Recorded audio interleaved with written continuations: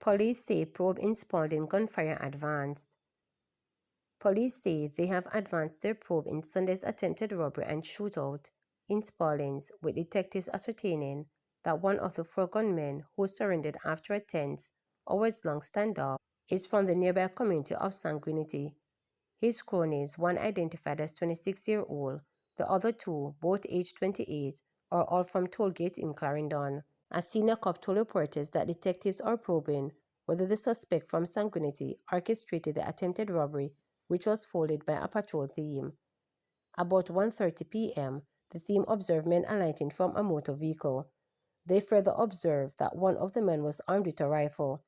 The police immediately accosted the men, who opened fire at the police, then ran in a supermarket where they barricaded themselves inside for over 2 hours, stated Assistant Commissioner of Police Calvin Allen, who is in charge of the Police Area 3, which comprises Clarendon, Manchester and St. Elizabeth.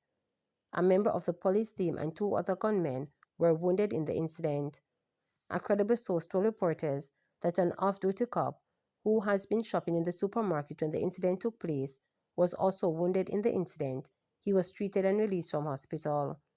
A senior police source said 2 of the gunmen, who went live on social media platform TikTok pleading with police as they surrendered, sustained gunshot wounds in their hands.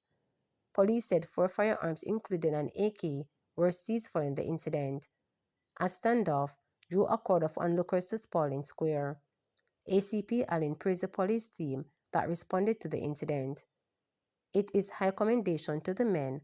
They are naturally putting in play the training that they have received and continue to receive from a variety of tactical departments, he stated. We just want people to understand that when we speak about the JCF and our commitment to law, order and security, we mean what we say, and we are going to ensure that we give of our utmost best to protect the public, he added. Family horror. 2 families have been ripped apart by the death of 2 cousins in an early morning crash in Westmoreland on Monday. Another cousin is among the 3 hospitalized. 21-year-old Omari Brown died on his birthday as he and his cousin Gary, Javel Brown Jr., also 21, left a friend's party in Grange Hill. They lived a few feet away from each other in the community of Strathbogie in the parish. He doesn't give any trouble. He is always here. He lives next door, but 99% of the time he is here. He only goes and sleeps and come back. He would normally go to work, and these young people would go to their parties and things. He always goes out and come back, but I don't know why they didn't come back this time, Omari's aunt Stacey Brown tearfully told reporters during a visit to the family residence. I never expected that this would happen to them. They don't deserve this. The family doesn't deserve this, she added. She said the young men who grew up together were very close, well-mannered, well-behaved, and hard-working. As she spoke of Omari, who worked at a hotel in the parish, his younger sister wept bitterly. The grief was just as intense for Javel's family. He worked at a supermarket and was awaiting a call to begin training at the Jamaica Constabulary Force. Javel's father, Gary Brown Sr., was too overcome with grief to speak with reporters. However, his mother, Zada Brown, and father, Ernest Brown, related how they received the unwelcome news. Javel's mother had called to say someone told her that the cousins had died in a crash near 3 Miles River. Zada is having a hard time accepting that her grandson is dead. I cooked, and he even ate and left some. He went away and came back, she stated. A part of her is still hoping he will be back home. I am looking for him every time. Every time I hear the phone ring, I said it is him calling me to open the grill, but it was the mother calling to tell me that she heard that they crashed, added Sada. Police report that 5 people were traveling in a Toyota motor car about 1 a.m. when the vehicle drifted to the left and collided with a tree. The 2 cousins died, while another paternal cousin, a male, and a female have been hospitalized. The relative, while responsive, is unable to move. The female is said to be in better health. The male is said to be in serious condition with broken hands and feet. He also has damage to his neck. Gary Sr., who visited the hospital on Monday, is concerned that the sick-out by junior doctors across the island was impacting caregiving to their relatives at Savannah Lamar Public General Hospital. "We did not see any doctor. When we went inside, the nurses said the doctors are on strike. We did not see anybody that we talked to. Some of the nurses, when you ask them a question, it is like they are giving you an attitude because we're seeing that if it could even go to Montego Bay or somewhere else where you can get better assistance," he noted. PAJ accelerating Ocho Rios cruise port reconstruction.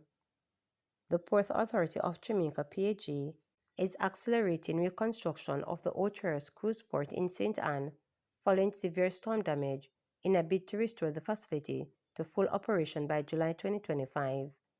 Chief Executive Officer Professor Gordon Shirley is confident that this timeline being met, emphasizing the PAJ's commitment to supporting local businesses grappling with the port's current closure.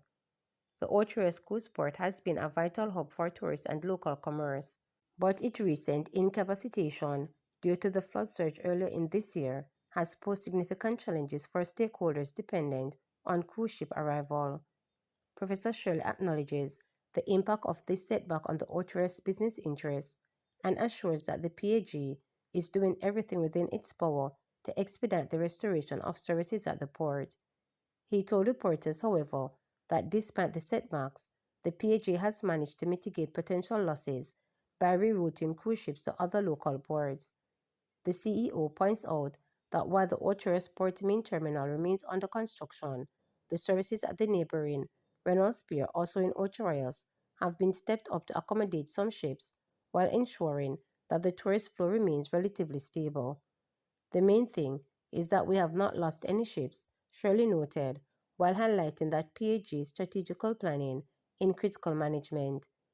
Ships unable to dock in Ocho Rios are being facilitated at the Falmouth and Montego Bay ports, demonstrating the organization's adaptability in the face of adversity. Shirley said to support local transport operators, the PAG has also initiated arrangements allowing them to capitalize on the rerouted business, adding that the authority is seized at the challenges experienced by the stakeholders who rely heavily on cruise tourism for their livelihoods. "We have made arrangements for the Ocho Rios transport operators to still get some of the business from the out-of-town ports. This initiative is aimed at providing some relief to the local economy during the port's downtime, ensuring that affected stakeholders can continue to operate," he told reporters. The CEO maintained that the urgency of the situation cannot be overstated, as with another cruise season approaching, the PAJ is hard-pressed to ensure Ocho Rios is ready to welcome back ships and tourists. He said the ongoing construction and repair work are being prioritized to ensure that the port can handle the influx of passengers expected next year. "We are in overdrive," Shirley declared, while underscoring that the PAJ proactive approach to resolving the prevailing issue. He points out that the drive to reopen the Ocho Rios cruise port is not only about restoring a crucial tourism destination, but also revitalizing the local economy. The port serves as a significant source of income for many businesses and workers in the area, from vendors to tour operators. The PAJ recognizes that the quicker the ports can be rebound, the sooner local businesses can return to their regular operations, ultimately benefiting the entire community, Shirley stated. The CEO noted that as the agency navigates this challenging period, collaboration between various stakeholders will be essential, underscoring the importance of communication and cooperation with local businesses, government entities, and contractors involved in the reconstruction. "It's vital that we all work together to overcome these challenges and ensure that Ocho Rios can thrive once again," he remarks. Shirley added that the PAJ is aware of the broader implications of the port's closure, particularly considering the competitive nature of the cruise industry. Noting that other Caribbean destinations are vying for the attention of cruise lines, he emphasizes that maintaining Ocho Rios as a preferred stop is crucial for the region's tourism landscape. The swift recovery of the port is therefore not just a local priority, but a regional necessity, the CEO adds. Meanwhile, Shirley said the PAJ remains optimistic about the future of the Ocho Rios cruise port.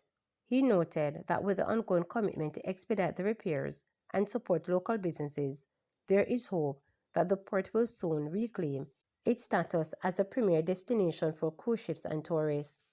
We are dedicated to ensuring that Ocho Rios is ready to welcome back visitors in the next season of cruise, Shirley assured. Remember to subscribe, like, share, and click the notification bell for daily updates.